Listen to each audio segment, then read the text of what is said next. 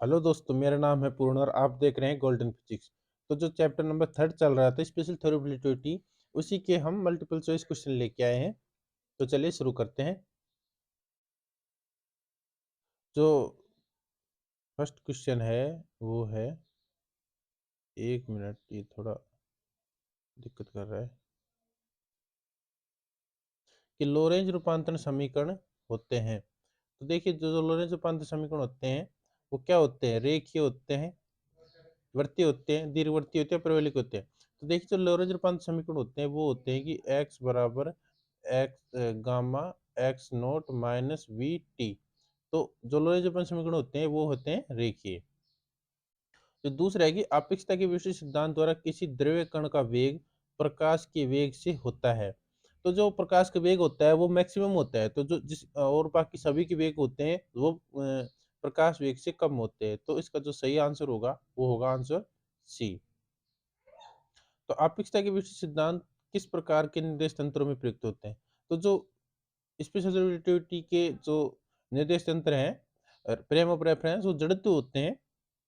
हमने लिखा भी था कि जड़त्व निर्देश तंत्रों में लागू होते हैं, क्योंकि यहाँ पे जो v है वो एक कांस्टेंट वेग है, लेकिन ये जो वेग है वो लगभग c के बराबर है, लगभग c के बराबर है।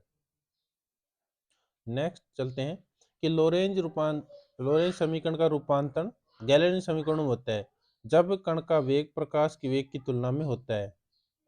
तो जब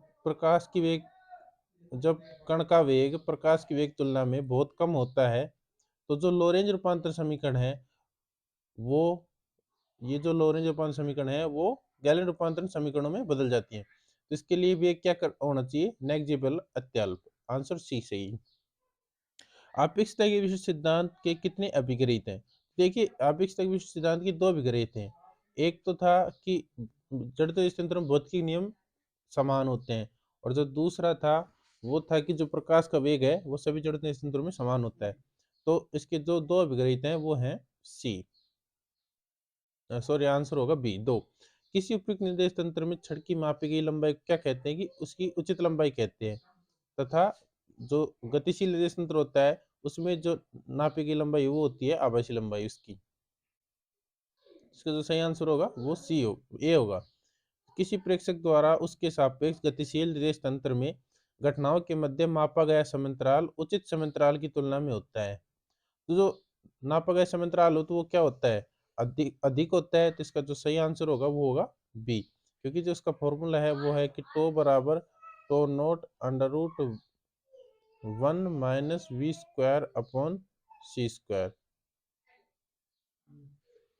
नेक्स्ट है कि पाई में सोनों का विरामावस्था में अर्धायुकाल 1.81 × 10⁻8 है। जब वह c/2 से गति होता है तो उसकी अर्धायु होगी। तो देखिए, इसकी अर्धायु क्या होगी? तो आयुकाल का जो फॉर्मूला है वो होगा टो बराबर to under root 1 - v² upon c²। तो हमें v दे रखा है, इसमें v दे रखा है c/2, और जो टो नोट है वो दे रखा है हमें 1.8 10⁻⁻8 सेकेंड। तो जब इनके वैल्यू रखते हैं तो इसका मान आएगा टो बराबर आ जाएगा 1.8 10⁻⁻8 सेकेंड बटा बटा आएगा अंडर रूट 1 माइनस वी का मान हो जाएगा c/2, और ये c इसका स्क्वायर, c से c कैंसिल, तो ये वैल्यू आ जाएगी 1.8 10⁻⁻8, और ये हो जाएगा √3, और 4 का अंडर रूट 2 हो जाएगा। जो इसकी वैल्यू आएगी वो आएगी 2.08 × 10⁻⁻8 सेकेंड। जिसका सही आंसर होगा वो होगा बी। ये क्वेश्चन आरपीएससी में आया हुआ है। नेक्स्ट है कि जड़त्व निर्देश तंत्र एस डैश,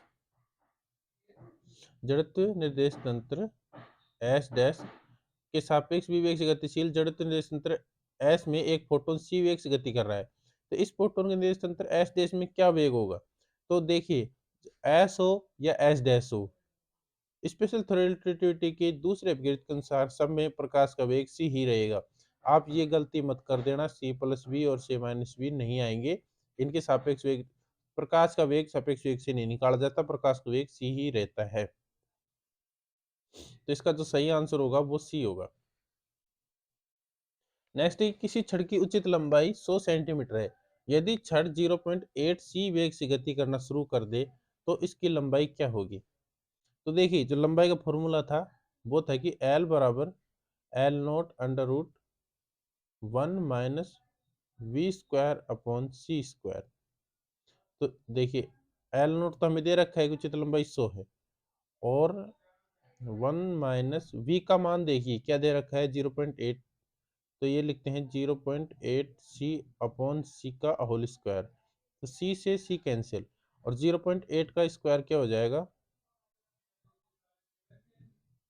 ये हो जाएगा 1 माइनस 0.8 का स्क्वायर हो जाएगा 0.64, और 100 इंटू, देखिए ये 1 में से घटेगा तो ये हो जाएगा 0.36, और इसका अंडर रूट लेंगे तो ये आएगा 0.6, इसके गुणा होगा तो ये हो जाएगा 60। तो हमने ये सेंटीमीटर में लिया था, ये सेंटीमीटर लिया था, तो ये भी सेंटीमीटर में आएगा। तो ये हो जाएगा, इसका सही आंसर होगा सी, 60 सेंटीमीटर। नेक्स्ट है कि एम नोट द्रव्यमान की वस्तु किसी रॉकेट में स्थित है।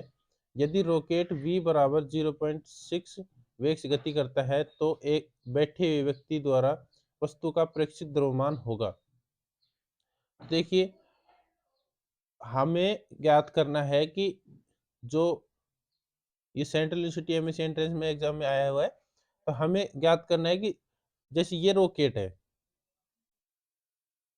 ये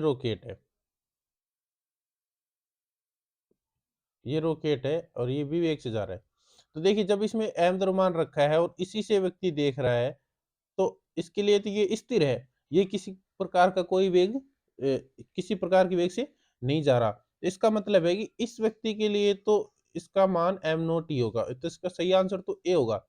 लेकिन यदि हम पृथ्वी पे से देखेंगे तो इसका मान बदल जाएगा। पृथ्वी पे से देखेंगे तो ये होगा m naught under root 1 minus v square upon c square.